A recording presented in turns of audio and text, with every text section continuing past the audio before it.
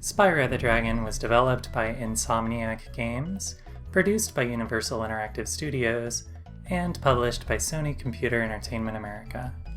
It was released for the Sony PlayStation in 1998 and had a remastered version released for various platforms in 2018.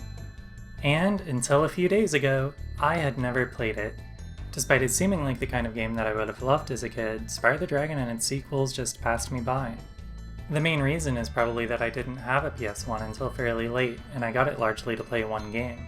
You see, Final Fantasy VII and Final Fantasy VIII had PC versions, but Final Fantasy IX didn't, so I had to get a PS1 to play that.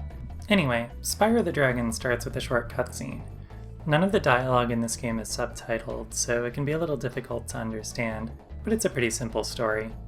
All of the dragons in the world have been turned into crystals, and Spyro, as the lone survivor, must rescue them all and take to task the villain responsible, whose name is Gnasty Nork. After the brief introduction, we're given control of Spyro. There's no tutorial per se, but the Artisans World, which is the first hub area, is designed to let you try out the controls yourself. You can press X to jump. Pressing X again allows you to glide. Importantly, you can't simply hold the X button to both jump and glide. It must be two separate presses. Also, doing a third X press won't put you back into freefall, but you can press square to dive. While on the ground, you can hold square to dash, which is much faster than walking and can be used to ram enemies. However, it's harder to turn, and you'll bonk if you run into a wall. Pressing circle breathes fire, which allows you to attack without charging forward. We'll learn later that fire is good against large enemies, and charging is good against armored enemies. I was kind of surprised at first that using the fire breath didn't consume a resource of any kind, but it turns out that it's just Spyro's normal attack. Camera control is on the L2 and R2 buttons, which I don't love. I quickly found an option in the menu to change the camera mode so that the game would automatically adjust the camera to look wherever Spyro is facing. I went on to use that camera mode for the entire game. The game supports the use of the left analog stick for movement, so it would have been nice to be able to use the right stick for camera control, but that was absolutely not the standard at the time. Also, the camera is inverted, which doesn't bother me, but I know does bother some people. Oh, you can also roll with L1 and R1, but I immediately forgot that this option existed and never did it again. After learning the controls, I set out to explore the opening area. There are a lot of gems to collect here, but the game hasn't yet explained at this point why I should be collecting them. I also found an extra life. This made me wonder whether limited lives would be a big factor in this game, but luckily they turned out not to be. The first few dragons to rescue are here too. Whenever you rescue one, they give you a useful bit of information about the game, such as the fact that there's no fall damage. Hey Spyro, press the jump button twice to glide, and don't be afraid. Afraid? Of what? Falling from high mountain peaks? Plummeting into prehistoric glaciers? Oh, that. Once you rescue a dragon, it gets replaced with a fairy who will allow you to save your game. I love that her dialogue is just, "Hi Spyro," with a comma afterward, like it's the opening of a letter she's writing. Also, here's a character named Marco the Balloonist. Marco tells you that they'll take you to a new world once you rescue 10 dragons. There are only 4 dragons in the hub area, so I would need to venture into stages to find the rest. The first stage that I entered was called Town Square. This is a level designed to get you comfortable with gliding. It's all about finding ways up to higher ground, then looking around for other platforms at that level that you can glide to. It's a good way of introducing the glide, which is the main mechanical thing setting this game apart from other games of the genre. There are 4 dragons to rescue in this stage. One of them took me a little while to find because it requires you to glide around a corner to a platform out of your sight. In addition to the dragons, there's also an egg to collect in this stage. Eggs are always obtained from these thief enemies who will run away from you when you approach. This forces you to learn their patterns and the layouts of the stages around them in order to cut them off as they flee. It's one of the more difficult parts of the game. This first thief took me several tries to catch. The thieves also have kind of a dubious design. The transitions going between hub worlds and stages are really pleasant. You can see a stage's skybox through its entrance, then Spyro flies in front of it while the stage loads. It all looks really smooth and seamless. Coming out of the levels is nice as well. Every stage has a portal that'll take you back to the hub world, but you can also just exit a stage from the start menu at any time. I guess the portals are really only there so players that haven't noticed the option in the menu don't think that they're stuck, but I mostly exited stages through them anyway because it gave me a greater sense of accomplishment. The next stage that I went to was Stone Hill. This level is significantly less linear than the previous one. It made me optimistic about the diversity of stages that I'd be seeing in the game. I think that this is the stage that the game expects you to go to first, but you have a lot of freedom regarding the order that you do things. Like the previous one, this stage has 4 dragons and 1 egg in it. To get to the Egg Thief, you need to glide from a high tower onto a plateau above the rest of the stage. It feels like going out of bounds, like getting away with something that you're not supposed to be doing. It's neat. I also found my first locked safe in this stage at the bottom of a well. I couldn't find a way to open it, so I moved on. Back in the hub world, I went through a hedge maze to the 3rd stage, Dark Hollow. I liked this stage a lot visually. This is where I learned that I can hold triangle to look around. It's also where I found a key for the first time, but I was disappointed to find that opening a safe with it only gave me treasure, and I still didn't know what treasure was for. This stage only had 3 dragons to rescue and no eggs, so it was quicker than the first 2. Just to be safe, after completing Dark Hollow, I went back to Stone Hill. I had learned that keys and safes are found in the same stages as one another, so I went to find the key here. Once I had it, I opened the safe at the bottom of the well, and sure enough, there was only treasure inside. I basically ignored keys and safes from this point forward. Once those 3 stages were complete, the next place to go was the boss level of Artisans World. It says confronting instead of entering on the loading screen for these stages. This one was called Toasty. After a short lead up, you start fighting the boss. There's very little fanfare to the boss fights in this game. There's no music change, no boss health bar or nameplate, no intro cutscene, no dialogue. The boss is just standing there in the level. I actually played this stage a second time because I was worried that I had somehow missed the boss on my first time through. I thought that this Jack-o'-lantern Reaper thing was just a normal enemy, but no, that's Toasty. Something that I've neglected to mention until now is how health works. This game is pretty committed to not having any visible UI elements during gameplay. In lieu of an on-screen meter, your health is represented by the dragonfly character Sparks, who follows Spyro around. If Sparks is glowing gold, your health is at the maximum. If you take damage, Sparks will turn blue. If you then take damage again, Sparks will turn green. If you take damage while Sparks is green, Sparks will disappear altogether, and if you then take damage again, you lose a life. So essentially you have 4 HP, but it's a fun way of representing that information. I think that Crash Bandicoot has a system similar to this, but I've never played those games for basically the same reasons that I hadn't played Spyro until now. Each level has areas where you'll find groups of animals grazing peacefully. If you attack these animals, they'll release butterflies, which Sparks can eat in order to regain your lost HP, 1 hit per butterfly. It's a little disconcerting to attack these harmless creatures, so I avoided doing it unless necessary.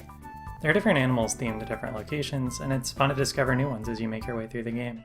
By the way, I played this on my PlayStation 3 using an original PlayStation Black disc. I'm not strictly opposed to remakes and remasters, there are some that I like, but in cases like this, where I'm playing a historically important game for the first time, I would much prefer to experience it more closely to the way that people would have experienced it at the time of its initial release. Looking at the 2018 version from the Spyro Reignited trilogy, it really doesn't look like the same game to me. After defeating Toasty, I returned to Marco the Balloonist for a ride to Peacekeeper's World, the second hub area of the game. This is a battlefield-themed desert area. There's a gag here where enemies hide in tents, but since you're a dragon, you can just light the tents on fire to expose the enemies inside. It's kind of fun. I probably would have thought it was a really good joke when I was a kid. There's a point where you have to aim and fire a cannon in order to create a platform to advance. That's cool too. I wish that the game had more moments like these where Spyro gets to accomplish something by lighting something on fire. The first stage that I entered in Peacekeeper's World was called Night Flight. This is a different type of level than we've seen before. The manual calls this a treasure round, but they all have flight in the name, so I'll just call it a flight stage. Basically, this is a stage where Spyro is able to fly instead of just gliding. While in flight mode, Circle breathes fire, but the other face buttons don't do anything. You start out in the air, but if you land, you can relaunch by pressing X in the same way you could enter glide in a standard level. If you touch water, your run's over. if you run out of time, your run's over. The goal is to fly through all of the rings and arches and ignite all of the chests and lights in one run. Collecting numbers gives you more time. Generously, failure does not cost lives here. It's basically a mini-game. Eventually I completed it, but it wasn't clear if I accomplished anything by doing so, as there aren't dragons or eggs to collect here. At least the stage was pretty, and it was nice to have something take multiple tries to master after how easy the game had been up until this point. Next, I talked to the balloonist in this world, whose name is Gnasty. It turns out that the requirement for getting to the third world is 1,200 treasure. Okay, finally, I know that the treasure that I've been collecting is actually useful for something. My total treasure at this point was around 1,000, so I was pretty close to being able to advance already. The first non-flight level I found was called Clifftown. This is an exploration-heavy level. Something that I really noticed here is that the music in this game doesn't loop very gracefully.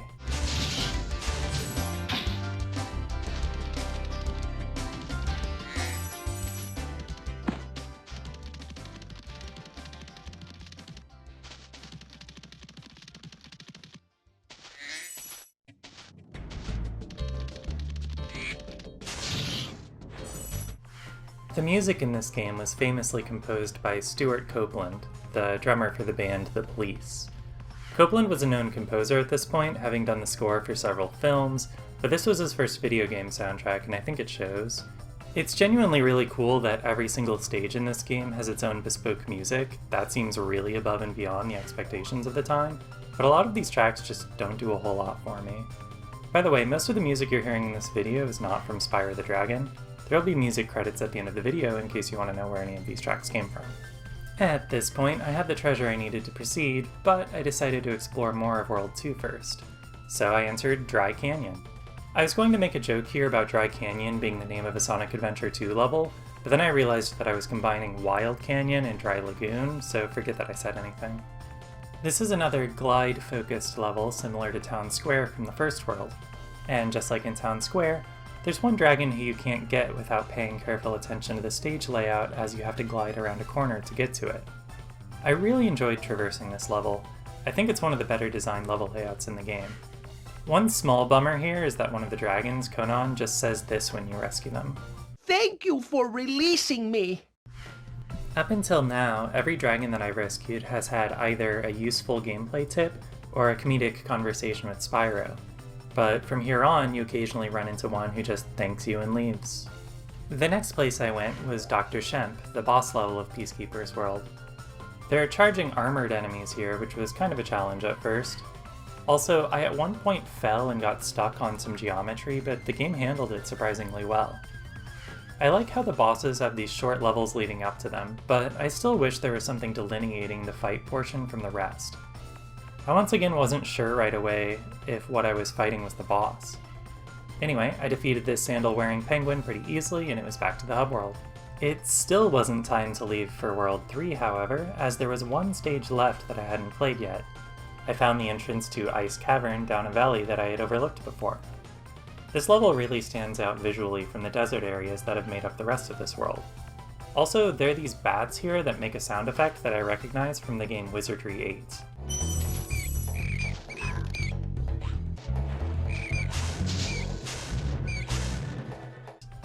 Or maybe that's just what bats actually sound like and I need to get out more. Also in this level is a really scary looking pit. It's really foreboding. There were 5 dragons to rescue here in Ice Cavern, the most of any stage that I played so far. Only one other stage in the game will have this many. It's probably worth saying that this was a pivotal time for this genre.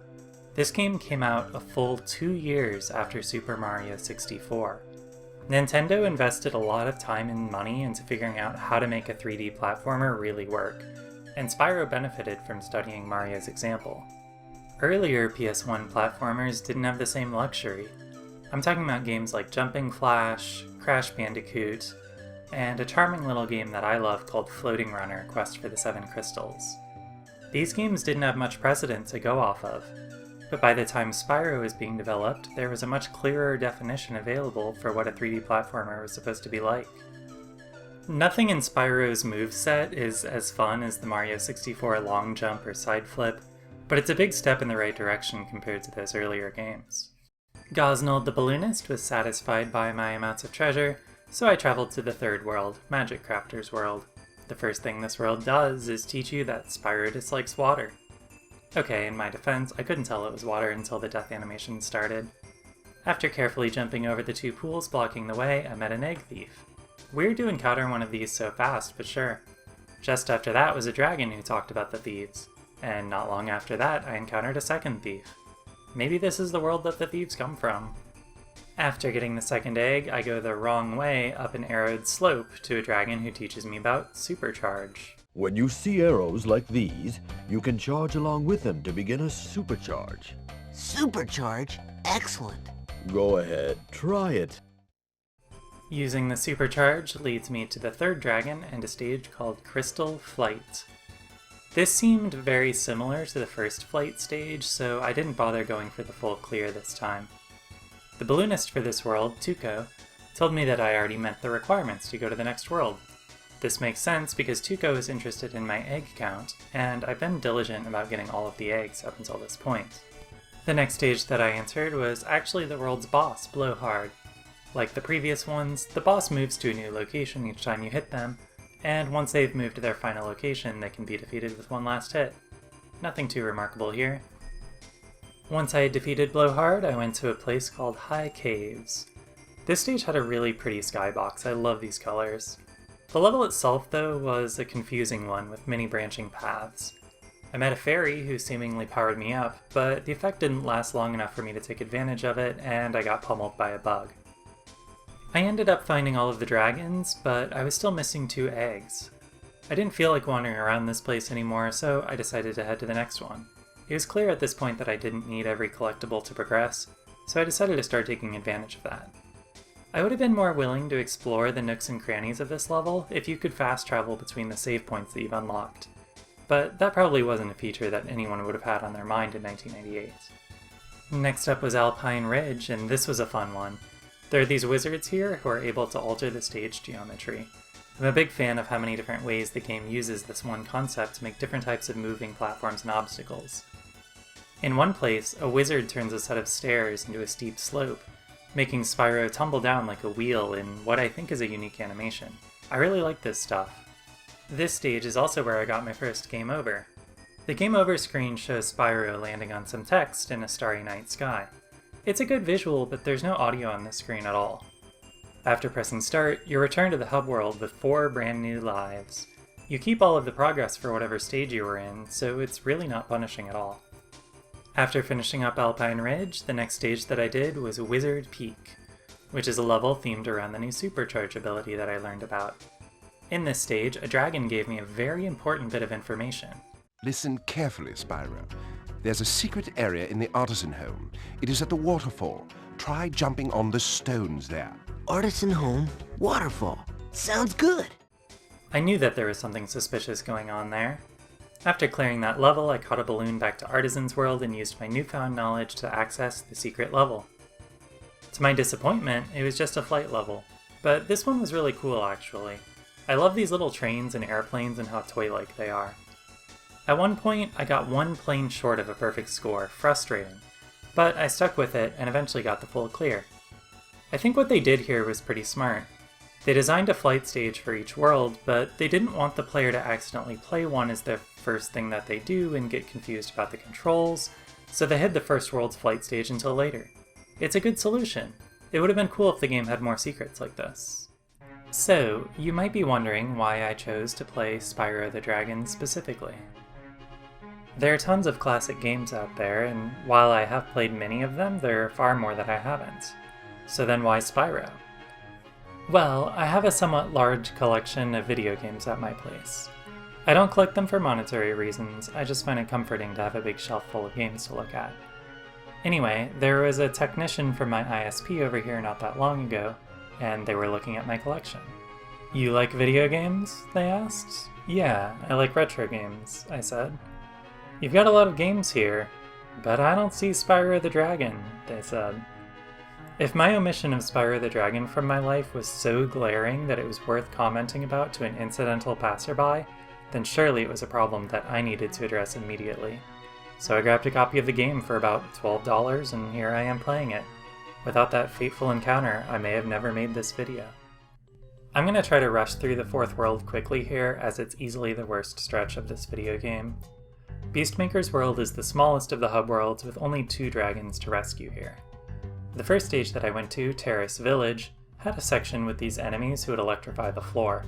I was really bad at the timing, but it was a pretty fun idea. The next stage that I did was Misty Bog. There's a tree enemy here that has a really funny animation when it eats you. This stage is also home to the most challenging combat section of the game, this cave full of frogs and armored Frankensteins. The long reach of the frogs' tongues is really troublesome, they can even tongue you out of the air. After that, I entered a stage called Tree Tops. I love that Tree Tops is written as 2 separate words instead of 1. That's the only thing I love about this level. I'm not going to show what the enemies here look like, but believe me that, unfortunately, they are incredibly racist. I poked my head in this level, saw what was going on, and peaced out. Sorry to the dragons who live here, you are not getting rescued. I then went to Metalhead, the boss stage for this world, and to my disappointment, the stage is full of the same enemies as Treetops. Since it was the boss, I did play this one, but I won't be showing it in the video for obvious reasons. If you're really curious, you can look it up yourself.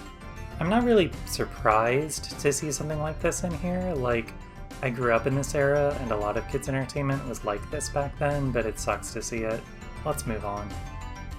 I will at least say that, mechanically speaking, this was the most boss fight-like boss fight in this video game. It's unfortunate that it came with the theming that it did. Let's move on directly to talking about World 5 now. When I talked to Cray the Balloonist, I had already met the goal to Advanced, which was rescuing a certain number of dragons. Cray took me to the Dreamweaver's world, which might be my favorite world in the game. It was a breath of fresh air after the racism swamp. I love flying islands, they're one of my favorite things to see in any game, and the colors here are fantastic. This hub world was kind of tricky to navigate, so I only found 2 of the 3 dragons at first. I did find Amos the Balloonist, who told me that I needed 6,000 treasure to advance. I already had a little over 5,000, so it wouldn't be long before I met that goal. The first Dreamweaver's stage that I entered was Lofty Castle, and this might be my favorite stage in the entire game. First off, the visuals are gorgeous. I love the look of this place. This level really shows off the game's impressive draw distance, too. It even has some of my favorite music in the game.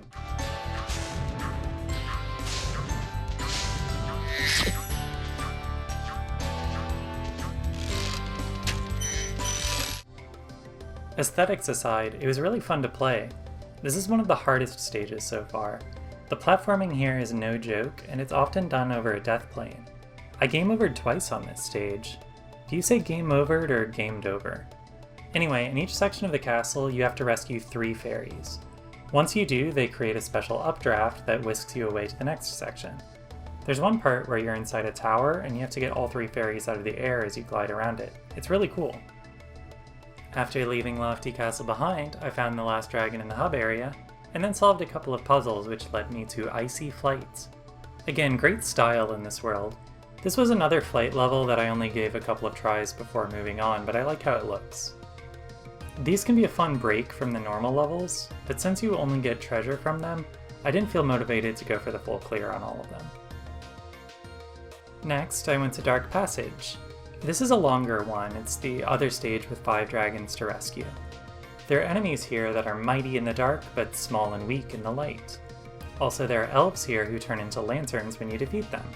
So you have to fight the elves first, then use their lanterns to weaken the other foes so that you can defeat them. It's a nice gimmick. It was a clever way to add a little bit of depth to the fighting for this combat-focused level. The next stage that I tackled was the world's boss, Jacques, who is so named because they look like a jack-in-the-box. But before getting to the boss itself, I met Time Wizard from Yu-Gi-Oh! When you attack one of these, it starts ticking, and a pillar will rise until the clock's alarm goes off. The stage requires you to do this several times. When there are multiple clocks ticking at once, the audio becomes unbearable.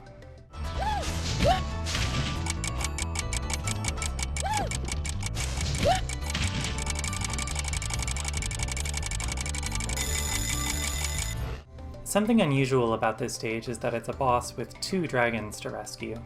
Every other boss has only had 1. I, however, couldn't figure out how to get to the second dragon, so that one remained crystallized forever.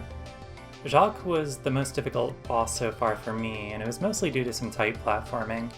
At one point, I beat the boss only to immediately fall into lava. I didn't know if it counted, so I beat it again just in case. After Jacques, the last stage in the world was Haunted Towers.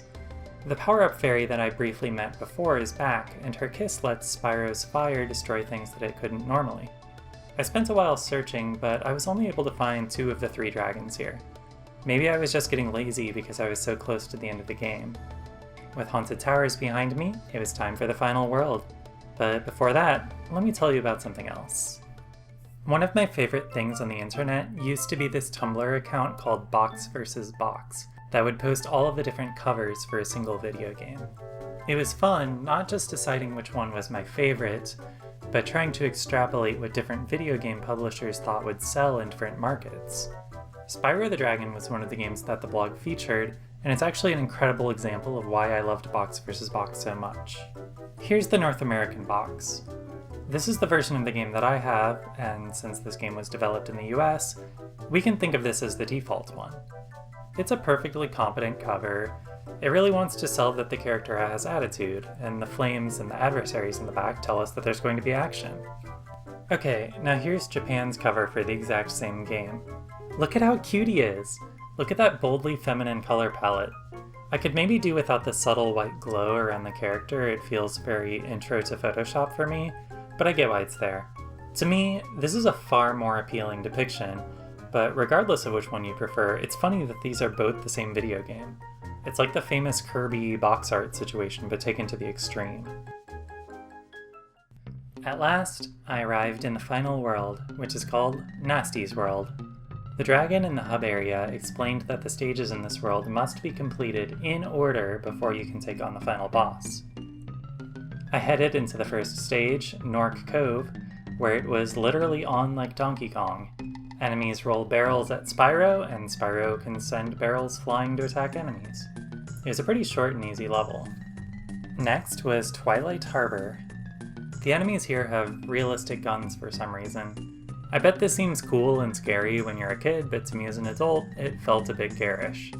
There's a cool bit in this level where you raise a bridge to create a ramp, which you can then use to do a big jump after supercharging. As far as I can tell, though, this only led to some treasure, which was disappointing. I was surprised to find that the next stage was the final boss, Gnasty Nork. I thought that there would be at least one more normal level first, but there I was. It was time for the final battle. Unlike every other boss stage, this one starts with Spyro face to face with his foe. Gnasty was up on a stage shooting down at me, and there was nothing I could do to reach him. I found a thief carrying a key, and after running some circles, caught up to them and secured the key for myself. That opened a door in the wall leading to another thief with another key. The first thief's route had a built-in shortcut that you could use to get the jump on them fairly easily, but the second thief you have to beat fair and square by cutting corners. Once you have that key, you can lower Gnasty's stage and move on to the next phase. In this part, you're chasing Gnasty himself. Unlike the thieves, you can't attack him while he runs, but if you're able to keep up, he takes a break in one specific spot each lap, and you can attack him there to move to the next phase, where you have to do some pretty precise platforming, and if you fall, it's all the way back to the start. There's no checkpointing in this fight whatsoever, so any fall and you're back to chasing down the 2 thieves. Catching thieves was not my favorite part of the game, so I wasn't thrilled about having to repeat this part several times, but ultimately it wasn't that bad. It must be hard to design a climactic battle in a game with such limited combat mechanics, and I can honestly say that I don't think I've seen a final boss quite like this before. Turning the final battle into a game of tag is an interesting way to test how good the player is at controlling Spyro. The platforming phase of the fight is timed. The platforms retract into the walls, so you have no time to stop and line up your jumps, you just have to move. It's scary, but after a few tries, I got it. I was extremely relieved that this was the final part, as I thought for sure there would be a final phase after this one, but no. This game, which was always about jumping and gliding, ends on a jumping and gliding segment. It's smart. I did the final hit on Gnasty Nork, and it was on to the ending. One of the most appealing benefits of playing old games is their brevity, and Spyro the Dragon is no exception. It took me a little under 6 hours to complete this game. It was a fun time that didn't overstay its welcome the way that so many modern games do. My final completion percentage according to the in-game menu was 77%, so I probably could have gotten another hour or two out of the game if I really wanted to. It seems that there's a secret level after the last boss that you can only access by getting 100%. If I ever play this game again, maybe I'll go for that. Overall, I liked this game quite a bit. The levels are short and varied. The environments look great, especially by the standards of a 3D PS1 game. The difficulty is about what you'd want it to be for a game marketed to children. It's easy, but it's not condescendingly easy. But ultimately, Spyro the Dragon's greatest strength is Spyro himself. He's got a cute design, he's well animated, and it's fun to move him around on the screen. His personality is sarcastic in order to appeal to the kids, but not so snarky as to alienate adults. On the other side, Spyro the Dragon's greatest weakness is its lack of supporting characters. Spyro feels like an attempt to create a mascot character in the vein of Mario and Sonic.